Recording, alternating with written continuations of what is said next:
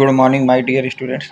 आज की इस क्लास में हम लोग क्लास 11th और 12th की ऑर्गेनिक केमिस्ट्री का बेसिक वीडियो लेक्चर इसको लेंगे, जिसमें हम लोग ऑर्गेनिक केमिस्ट्री को जीरो से लेकर के एडवांस तक का चीज़ों को कवर अप करेंगे इस वीडियो लेक्चर्स में। जैसे पहली चीज़ आपको बेटा ऑर्गेनिक केमिस्ट्री में कि ऑर्गेनिक रसायन की जो है परिभाषा क्या होती है। तो देखिए बेटा, शुरुआत में ऐसा बोला गया कि वह यौगिक जो जीव जंतुओं द्वारा उत्पन्न होते हैं उन्हें कार्बनिक रसायन कहते हैं। शुरुआत में ऐसा बोला गया कि ऐसे यौगिक जो जीव जंतुओं द्वारा उत्पन्न होते हैं उन्हें आप लोग कार्बनिक यौगिक कहेंगे, जो कि फेल हो गई। ये डिफिनीशन क्या हो गई बेटा? साइंटिस्ट आए आपके बर्जीलियस। कौन आए बेटा? बर्जीलियस। एक साइंटिस्ट आए जिनका नाम था बर्जीलियस। तो बर्जीलियस के अनुसार कार्बनिक यौगिकों को बनाने के लिए जैव शक्ति की आवश्यकता होती है। बर्जीलियस ने बताया था कि भाई ये थ्योरी जो है किसने दी थी कि वह यौगिक जो जीव जंतुओं द्वारा उत्पन्न होते हैं उन्हें कार्बनिक रसायन कहते हैं। तो ये बर्जीलियस के अनुसार था। किसके अनुसार था बेटा? बर्जीलियस के अनुसार। बर्जीलियस ने ये बताया था कि कार्बनिक यौगिकों को बनाने के लिए जैव शक्ति की आवश्यकता होती है, जो प्रयोगशाला में उत्पन्न नहीं की जा सकती है। अतः कार्बनिक यौगिकों को प्रयोगशाला में नहीं बनाया जा सकता है। बर्जीलियस के अनुसार जो आपके ऑर्गेनिक कंपाउंड होते हैं या जो आपके कार्बनिक रसायन होते हैं उनको प्रयोगशाला में बनाया नहीं जा सकता है। इन्हें बर्जीलियस की जैव शक्ति की अवधारणा कहते हैं। ये जो थ्योरी लिखी गई बेटा, ये किसकी है बेटा? बर्जीलियस की जैव शक्ति की अवधारणा की थ्योरी कहलाती है। इसके बाद एक साइंटिस्ट आते हैं हमारे बेटा वोलर साहब क्या कहते हैं? वोलर ने सर्वप्रथम कार्बनिक यौगिक यूरिया को प्रयोगशाला में बनाया। तो इस पॉइंट को याद रखना कि जो सबसे पहला कार्बनिक यौगिक आपका लैब में बना था उसका नाम है बेटा यूरिया। उसका क्या नाम है बेटा? यूरिया है। होलर ने कार्बनिक यौगिकों जैसे अमोनियम साइनेट को प्रकाश की उपस्थिति में संश्लेषण कराया था। होलर ने क्या किया था? कार्बनिक यौगिक जो था अमोनियम साइनेट, फार्मूला होता है NH4CnO, इसको प्रकाश की उपस्थिति में संश्लेषण कराया था तथा यूरिया का निर्माण किया था। और यहाँ से क्या किया था बेटा? यूरिया का निर्माण किया था।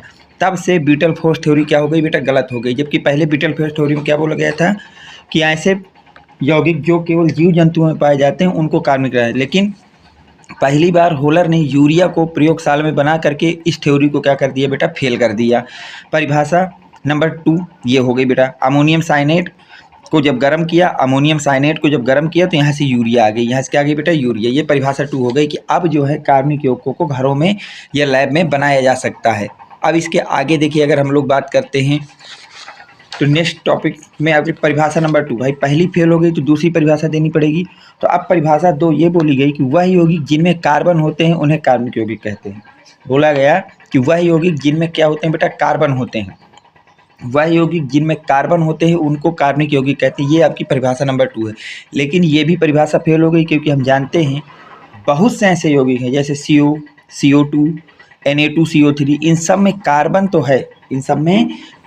है, परंतु ये सब कैसे हैं बेटा? अकार्बनिक यौगिक है। कार्बनिक नहीं होती। ये भी फेल हो गई। फिर आपको तीसरी परिभाषा जो दी गई, जो आज की मॉडर्न परिभाषा जिसको हम बोलते हैं कि वह यौगिक जिसमें कार्बन तथा हाइड्रोजन दोनों होते हैं एवं अन्य परमाणुओं जैसे नाइट्रोजन है, ऑक्सीजन है, हाइड्रोजन इत्यादि भी हो सकते हैं। कार्बन हाइड्रोजन तो होना चाहिए, साथ में कभी नाइट्रोजन, ऑक्सीजन, हाइड्रोजन जैसा भी कुछ हो सकता है। तो इस तरह के यौगिकों को आप कार्बनिक यौगिक कहते हैं। क्या कहते हैं बेटा? कार्बनिक यौगिक कहते हैं। जैसे methane, ethane, ethene, methyl amine, तो ये सब आपके हैं। बेंजीन, बेंजल्डिहाइड, ये कैसे इनका नाम मैं बोल रहा हूँ, ये किस तरह से, वो सब आपको इसी चैप्टर में नाम लिखना सिखाया जाएगा। अभी केवल बस ये समझ लीजिए परिभाषाएं। तो आपको पता होना चाहिए कि कार्बनिक रसायन को लेकर के 3 परिभाषाएं दी गई। पहली आपकी जैव परिभाषा थी जो कि बर्जीलियस ने दी थी, जैव शक्ति परिभाषा या अवधारणा, जो पूरी तरह से गलत हो गई। फिर दूसरी परिभाषा भी गलत हो और तीसरी ये हो गई। तो ये तो हो गया हमारा कार्बनिक यौगिक। अब बात करते हैं कार्बनिक यौगिक की। किसकी बात करते हैं बेटा? कार्बनिक यौगिक। तो कार्बनिक यौगिकों को आप 2 भागों में बांटते हैं। कार्बनिक यौगिकों को क्या करते हैं बेटा? 2 भागों में बांटते हैं। एक को हाइड्रोकार्बन बोलते हैं और एक को हाइड्रोकार्बन व्युत्पन्न बोलते हैं। एक को हम लोग हाइड्रोकार्बन बोलते हैं और एक को क्या बोलते हैं बेटा? हाइड्रोकार्बन व्युत्पन्न। हाइड्रोकार्बन क्या होते हैं? वह यौगिक जिनमें केवल कार्बन एवं हाइड्रोजन होते हैं। ऐसे यौगिक जिसमें केवल और केवल कार्बन और हाइड्रोजन होंगे उनको हम हाइड्रोकार्बन बोलेंगे। उनको क्या बोलेंगे बेटा? उनको हम लोग हाइड्रोकार्बन बोलेंगे। जैसे मेथेन, इथीन, बेंजीन। हाइड्रोकार्बन व्युत्पन्न क्या होते हैं? ऐसे यौगिक जिनमें कार्बन एवं हाइड्रोजन एवं अन्य परमाणु, ऐसे यौगिक जिनमें कार्बन हाइड्रोजन के साथ साथ अन्य परमाणु जैसे ऑक्सीजन, नाइट्रोजन, हाइड्रोजन इत्यादि उपस्थित होते हैं तो इनको हाइड्रोकार्बन व्युत्पन्न कहते हैं। जैसे मेथिल क्लोराइड लिखा है बेटी, देखिए CH तो है पर साथ में क्या है Cl, तो ऐसे कार्बनिक यौगिक जिसमें कार्बन और हाइड्रोजन के अलावा और भी कोई परमाणु आ जाए तो उसे आप बोलेंगे हाइड्रोकार्बन व्युत्पन्न। और ऐसे कार्बनिक यौगिक जिसमें केवल और केवल हाइड्रोजन और कार्बन आए उसको आप बोलेंगे हाइड्रोकार्बन। यहाँ तक कोई आपको डाउट नहीं होना चाहिए। अब देखिए बेटा, किसी भी कार्बनिक यौगिक में एक R होता है। क्या होता है बेटा? R। अभी ये कैसे बनेगा इसको भी हम बताएंगे। R को हम लोग एल्किल समूह बोलते हैं। क्या बोलते हैं बेटा? एल्किल समूह। ये बनता कैसे? किसी भी हाइड्रोकार्बन से। हाइड्रोकार्बन व्युत्पन्न नहीं है, केवल क्या है बेटा? हाइड्रोकार्बन। किसी भी हाइड्रोकार्बन से एक H को निकाल लीजिए। क्या करिए बेटा? एक H को निकाल लीजिए, फिर उसमें जो भी बचेगा उसको हम बोलेंगे एल्किल समूह, या इसी को क्या लिखते हैं? R। अब इसमें कोई आप G को जोड़ दीजिए। G आपका होता है फंक्शनल ग्रुप, या फंक्शनल ग्रुप इसको बोलते हैं, ठीक है बेटा। और इस R पे जोड़ देते हो गया Rg। अगर Rg हो गया तो इसको बोलते हैं हाइड्रोकार्बन व्युत्पन्न। तो जब भी आपको हाइड्रोकार्बन से हाइड्रोकार्बन व्युत्पन्न बनाना हो तो कुछ नहीं करना, एक H को निकाल देना है और उसकी जगह G को जोड़ देना। G आपके कई हो सकते हैं, जैसे OH हो सकता है, X हो सकता है, NH2 हो सकता है, इस तरह की बहुत सी चीज़ें हो सकती हैं। जहाँ पे किसी भी कार्बनिक यौगिक का जो R वाला भाग होगा, जो कौन सा भाग होगा बेटा? R वाला भाग होगा, वो आपका भौतिक गुणधर्मों को बताएगा। उस कार्बनिक यौगिक के भौतिक गुणधर्मों को बताएगा R वाला भाग। और जो G वाला भाग होगा वो उस कार्बनिक यौगिकों का रासायनिक गुणधर्म को बताएगा। इस बात को समझ लेना, किसी भी हाइड्रोकार्बन व्युत्पन्न में जो R वाला भाग होता है वो भौतिक गुणधर्म को दिखाएगा, और जो G वाला भाग होगा वो किसको दिखाएगा? रासायनिक गुणधर्म को बताएगा। तो ये तो हो गया यहाँ तक। अब हमको सीखना है बेटा कार्बनिक यौगिकों को लिखने का तरीका। क्या सीखना है? कार्बनिक यौगिकों को लिखने का तरीका, कि इनको लिखते कैसे हैं। तो इनको लिखने के 3 तरीके होते हैं। एक होता है बेटा संघनित सूत्र, दूसरा होता है लघु आबंध सूत्र, और तीसरा होता है बंध रेखीय सूत्र।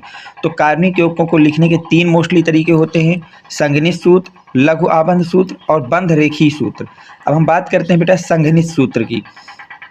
संघनित सूत्र में आपको क्या करना है कि जो भी आपको स्ट्रक्चर दिए जाएं उसमें किन्हीं भी परमाणुओं के बीच में आपको बॉन्ड नहीं दिखाना है, केवल उनको एक दूसरे के अगल बगल लिख देना है बस। देखिए जैसे ये लिखा है, इसमें कहीं पे भी आपको बॉन्ड दिख रहा है? नहीं दिख रहा है। इसको बोलते हैं संघनित सूत्र। इसको क्या बोलते हैं बेटा? संघनित सूत्र। साइकिल हो, अगर कोई बंद स्ट्रक्चर संरचना हो, कैसी हो बेटा?